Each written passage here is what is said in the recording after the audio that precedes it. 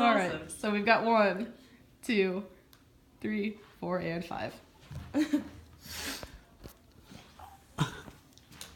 Have you ever wanted something so bad but couldn't have it, like the newest iPhone, because everyone has it but you don't yet? Or you want that new car that, just hit the road and is so cool, has Wi-Fi in it, but you couldn't have it? Well, there's some things that are in a higher need than those things as a car and an iPhone, such as an organ transplant. Something like that could save someone's life.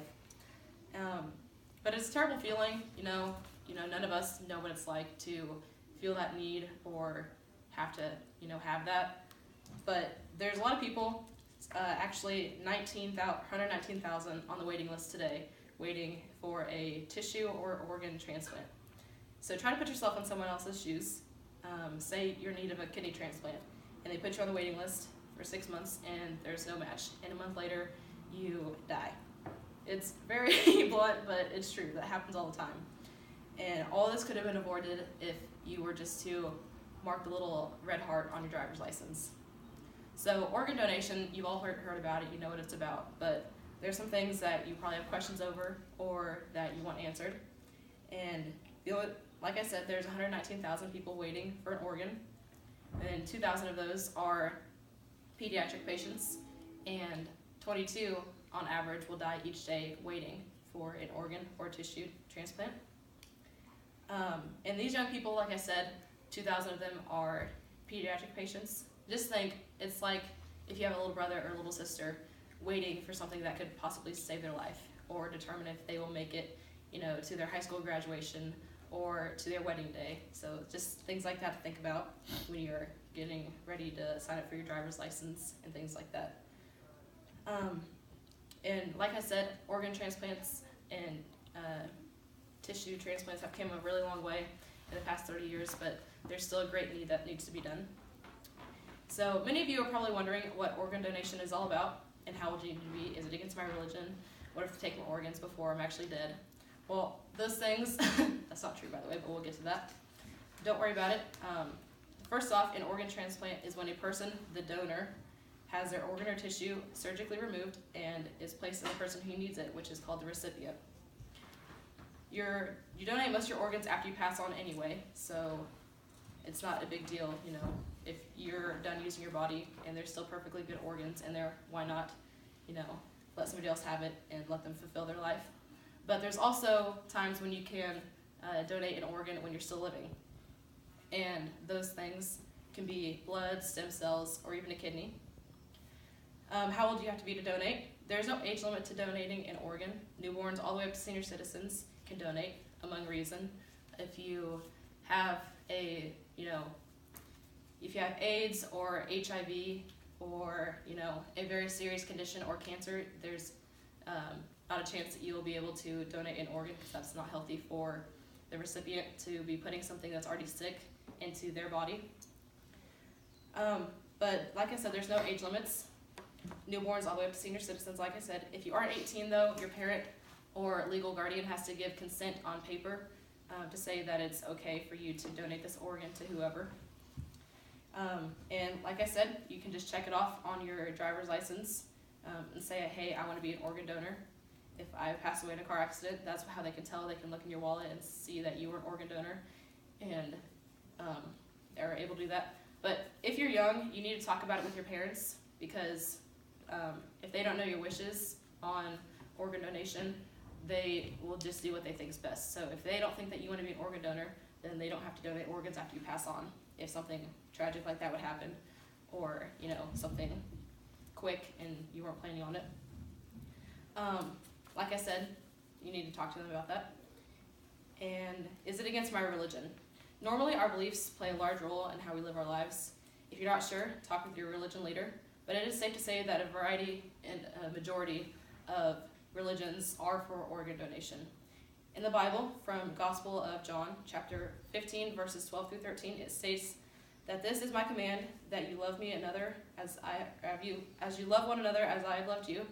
Greater love has no one than this, that someone will lay down, his life for his friend. They support organ donation as a generous act of love and giving. what organ and tissue can I donate? So like I said, there's a variety of different things that can be donated. Organs that can be donated are the kidney, the heart, the lungs, the liver, and the pancreas, and the intestines. And tissues that can be donated include the cornea, the middle ear, skin, heart valves, bone, veins, cartilage, tendons, and ligaments. So there's a large variety that can be donated with those.